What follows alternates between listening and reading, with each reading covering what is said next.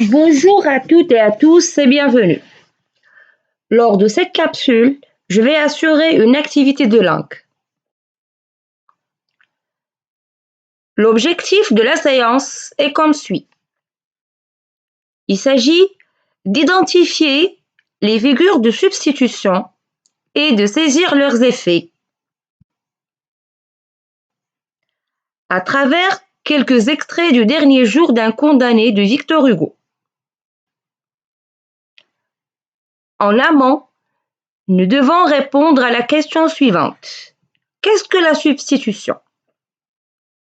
Le terme substitution est un nom dérivé du verbe substituer, qui veut dire remplacer.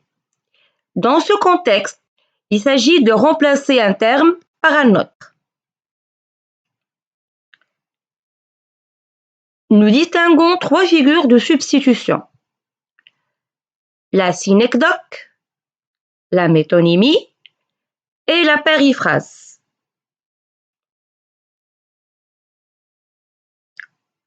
Pendant cette phase de découverte, nous allons travailler sur les corpus suivants.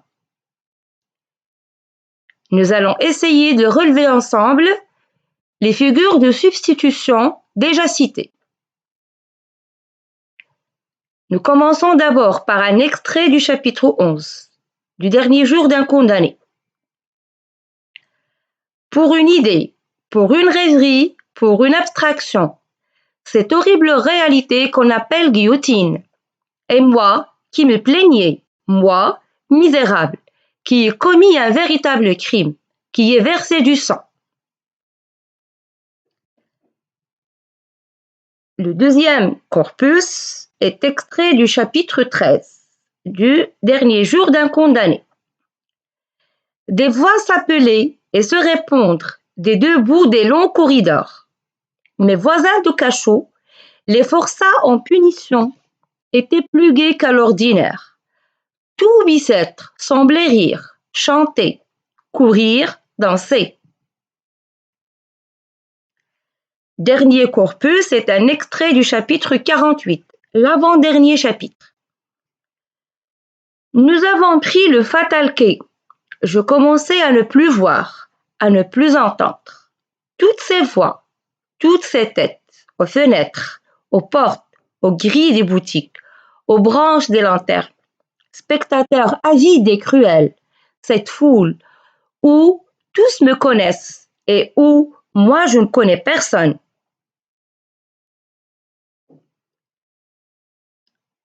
Dans ce tableau, nous essayons de définir les trois figures de substitution et par la suite, nous essayons de préciser les faits recherchés par leurs emplois.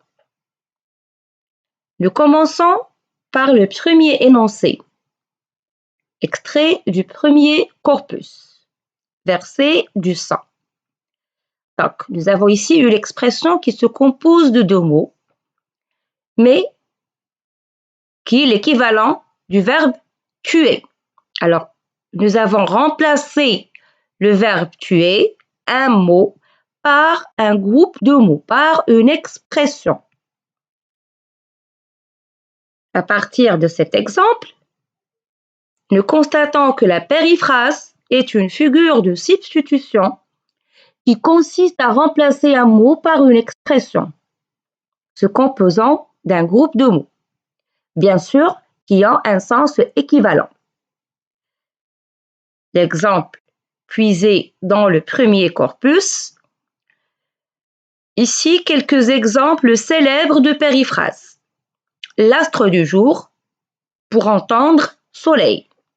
L'asile lumière, Paris. La capitale spirituelle, Fès. L'emploi de cette périphrase dans le contexte par rapport au premier corpus fait surgir l'aspect mystérieux du crime commis. Alors, le narrateur condamné détourne pour ne pas révéler qu'il a tué. Par un sens de culpabilité, de honte, il n'a pas explicité le crime. Il avait honte de dire qu'il a commis l'homicide, qu'il a tué. Deuxième exemple, c'est celui du deuxième corpus. Tout Bicêtre semblait rire. Bicêtre, c'est la prison, c'est le bâtiment, l'établissement. Bien sûr, ce n'est pas Bicêtre qui riait.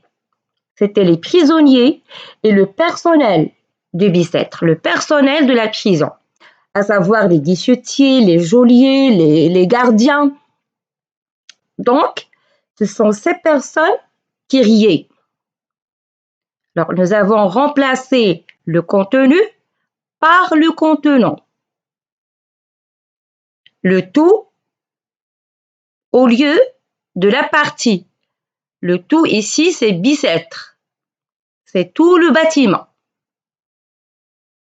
À partir de cet exemple, nous constatons que la métonymie est une figure de substitution qui consiste à remplacer un mot par un autre, à condition qu'ils entretiennent une relation logique. Ce remplacement n'est pas fortuit. Il se base sur une relation sémantique. Il faut qu'il y ait une relation entre les deux mots. Exemple de relation entretenue, d'appartenance, d'origine, de contiguïté, voisinage, rapprochement. Alors, il consiste à désigner un contenu par son contenant. Ici, le contenu qui n'a pas été cité, c'est les prisonniers et les gardiens. Et le contenant, c'est le lieu, Bicêtre. Les habitants par le lieu ou le pays d'origine. Par exemple, au lieu de dire les Parisiens ou bien les habitants de Paris sont sortis ou bien sont là, on dit tout Paris est là.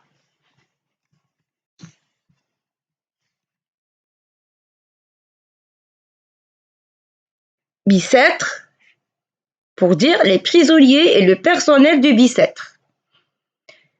Exemple de métonymie trop célèbre, c'est un verre. Boire un verre. Bien sûr, on ne peut pas boire le verre, mais on boit le liquide qui est dedans, la boisson. C'est une expression très célèbre. On a toujours tendance d'entendre les Français dire « boire un verre ». Assiette. J'ai terminé mon assiette. Bien sûr, je ne peux pas manger toute l'assiette, mais je mange le repas, le contenu. L'effet produit par cette métonymie, elle met en relief la rage collective qui anime les prisonniers et le personnel de l'établissement. Leur agitation incommode lors du ferrage des forçats. Troisième et dernière figure de style, une phrase extraite du dernier corpus, chapitre 48, toutes ces têtes aux fenêtres. Alors là, le narrateur a employé une partie du corps pour désigner les personnes, la foule, ces têtes. Il renvoie aux personnes. Il s'agit ici de la synecdoque. Nous constatons que la synecdoque est une figure de style. D'abord, c'est une forme de métonymie. Sauf la métonymie, c'est employer le tout pour désigner une partie. La synecdoque, c'est le contraire. Employer une partie pour désigner le tout. Elle consiste à remplacer un mot par un autre à condition qu'ils entretiennent un lien d'inclusion. La partie pour le tout. Les têtes ici renvoient à la foule. Un autre exemple, tiré du poème de Victor Hugo, les voiles. Les voiles, une partie des navires. On emploie les voiles une partie pour entendre le tout, qui est ici navire. Ou bien la matière pour désigner l'objet. Périr par le fer est une partie de l'épée. L'effet produit par cette synecdoque est le suivant. Cette figure met en exergue la curiosité des représentants de la société qui suivent toutes les étapes de l'exécution du condamné.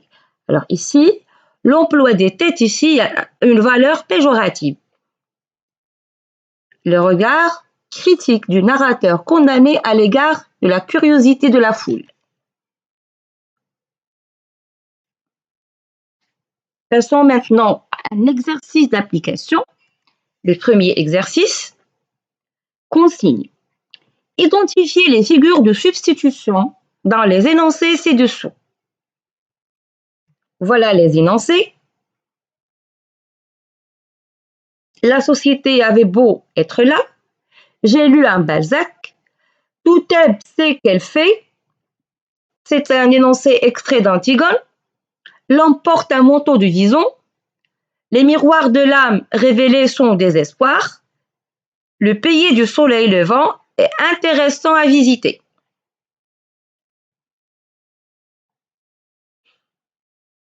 Je vous laisse réfléchir.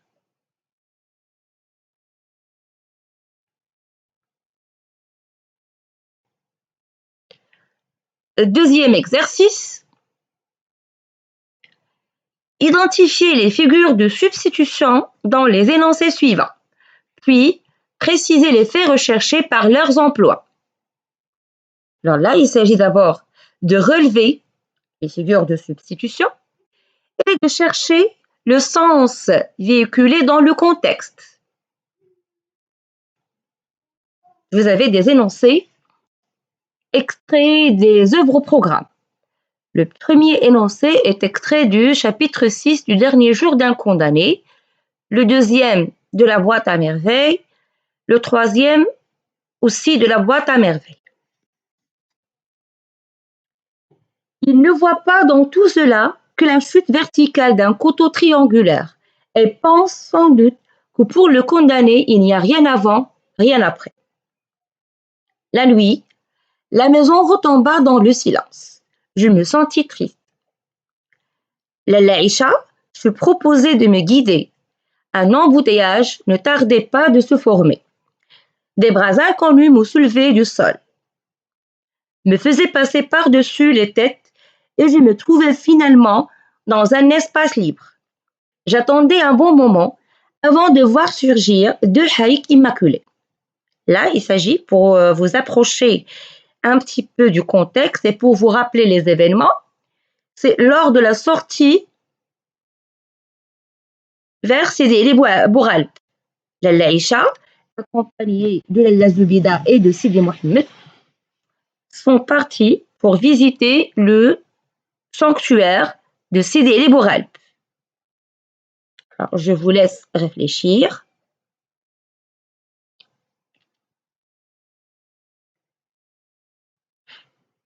Et voilà la correction du premier exercice.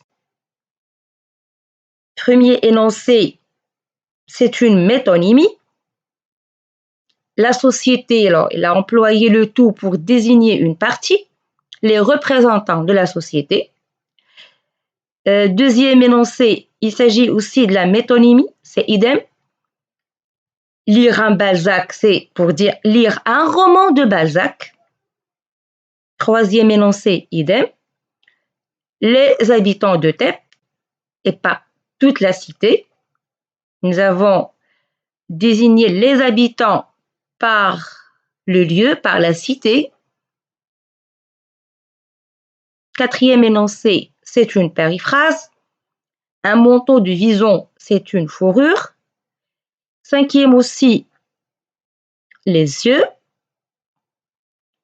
Et sixième énoncé, idem, c'est le Japon. Correction du deuxième exercice. Le couteau triangulaire, c'est une expression qui se compose de deux mots et qui désigne le couperet, la partie tranchante de la guillotine, qui sert à décapiter la tête. Alors, c'est une périphrase. Dans le contexte, ici, bien sûr, Victor Hugo s'est servi de cette figure pour renforcer son combat et son plaidoyer en faveur de l'abolition de la peine de mort. Donc, cette périphrase met en relief la cruauté des juges qui proclament la peine de mort ou la peine capitale sans se soucier des souffrances des condamnés. Pour eux, il s'agit tout simplement de décapiter, de séparer le corps, de séparer la tête du corps. Et rien de plus. La maison retomba dans le silence. C'est une métonymie. Il a employé le lieu pour désigner ses habitants. Ce sont les habitants d'Odar Chouafa qui tombèrent dans le silence. L'effet recherché, c'est mettre l'accent sur la solitude du narrateur enfant, Sidi Mohamed. Alors là, avant de voir surgir deux haïks immaculés. Deux haïks, une partie, ou bien c'est l'aspect vestimentaire, l'habillement, qui désigne les deux femmes, la Lazubida et la Laïcha. C'est une synecdoque. L'effet, c'est mettre en exergue la retrouvaille. Sidi Mohamed a pu retrouver ses deux accompagnantes après avoir perdu leurs traces dans la foule.